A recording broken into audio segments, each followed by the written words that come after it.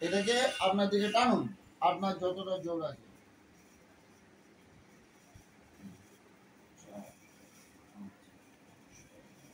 7, 8, 9, 10, 11, 12, 13, 14, 15, 16, 17, 18, 19, 20। Relax করে দিন। 1 টানুন আপনার দিকে। 1, 2, 3, 4, 5, 6, 7, 8, 9, 10। রিল্যাক্স করে দিন, একদম রিল্যাক্স। এই পা দিন। এটাকে কি করবেন, যাদের হাঁটুর সমস্যা, হ্যাঁ, যাদের অ্যাঙ্কেল জয়েন্টে ব্যথা, পাটাকে এই নিচের দিকে টানেন। এই যে পাটা টানা হলো, টেনে কি করবেন, হ্যাঁ, আস্তে আস্তে 10 করবেন। 1, 2, 3, 4, 5, 6, 7, 8, 9, 10। আবার কি করবেন, রিল্যাক্স, একদম ছেড়ে দিন, বিশ্রাম দিন। এই ডান পায়ের হাঁটুটা না নামবে না, অতটা অবধি নেমে যাবে, নামিয়ে দেবো। নামিয়ে দিও।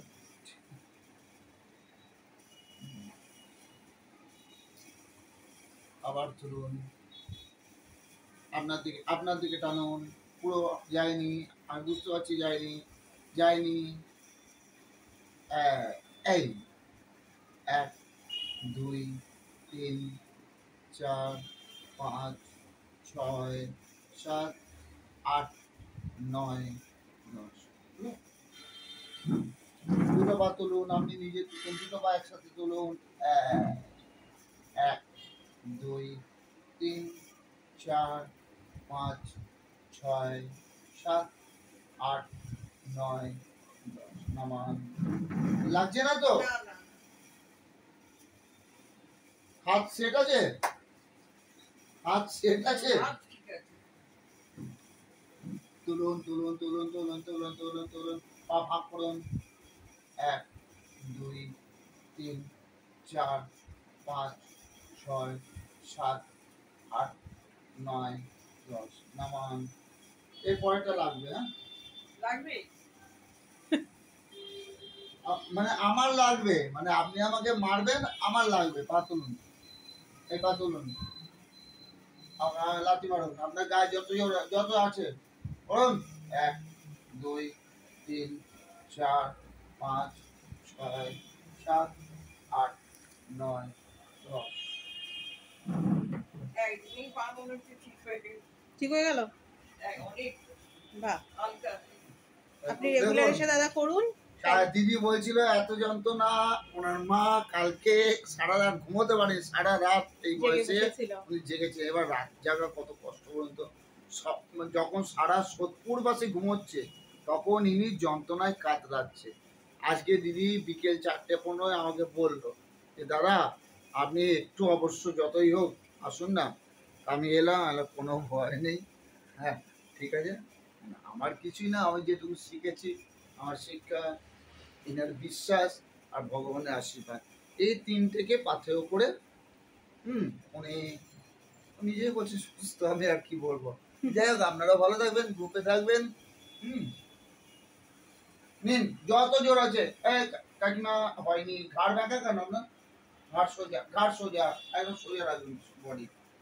বাড়ির থেকে নেবে এমনি। আপনার শরীরে যত, চোখটা বন্ধ করুন, চোখটা বন্ধ করলে একগ্রতা আসে। এবার পুরো পা দিয়ে আমার হাতকে ঠেলুন। 1, 2, 3, 4, 5, 6, 7, 8, 9, 10। নামান, রিল্যাক্স, বিশ্রাম নিন। এইটা করলে কি হয় দেখুন, উনি যখন আমাকে ঠেলছে, আমি কিন্তু উল্টো উনাকে ঠেলছি। উনার যত জোর আছে, উনি কিন্তু পা দিয়ে পুরো বডি প্রেশারটা আমার এই জায়গায় দিচ্ছে, হ্যাঁ, হাতের চেটোতে। আমিও সমানভাবে তো আমি পুরো চাপ দিলে তাহলে হাড় ভেঙে যাবে। অস্টিওপোরোসিস, বয়স হয়ে যায়, অস্টিওপোরোসিস যায়। যতটা যা মানে যে যতটা লোড নিতে পারে তাকে সেইভাবে প্রেশার দেওয়া। এবার প্রেশার দিলে কি হবে, আমাদের অ্যাঙ্কেল জয়েন্ট এখানে একটা প্রেস হচ্ছে এবং এখানে প্রেস হয়ে এখানে আর্টিকুলার কার্টিলেজ থাকে।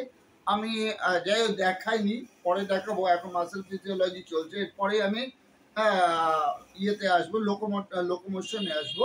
তা এখানে থাকে হচ্ছে, এটাকে বলে হিং জয়েন্ট, এইটা হিং জয়েন্ট, এইটা হিং জয়েন্ট, এই যে এলবো, হাতের এলবো হিং জয়েন্ট। হিং জয়েন্ট মানে হচ্ছে যেটা একদিকে ঘোরে, দেখুন একদিকে ঘুরছে, ঘোরে বলুন আর খোলে বলুন যাই বলুন, এই একদিকে ঘুরছে, এটা হচ্ছে হিং জয়েন্ট, এটা হিং জয়েন্ট। এ কিন্তু তা এইগুলো হচ্ছে হিং জয়েন্ট। এইবারে কি হয়, এখানে যে কার্টিলেজ আছে, সবাই বলে কার্টিলেজ শুকিয়ে, কি কার্টিলেজ জেনে নিন।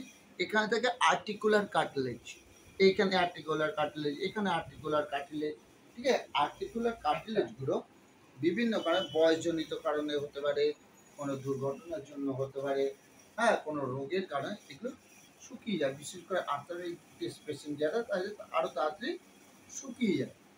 এবার যদি আপনি ডেলি এক্সারসাইজ করেন ফিজিওথেরাপি, সেইগুলোকে আবার পুনরায় চলে আসে।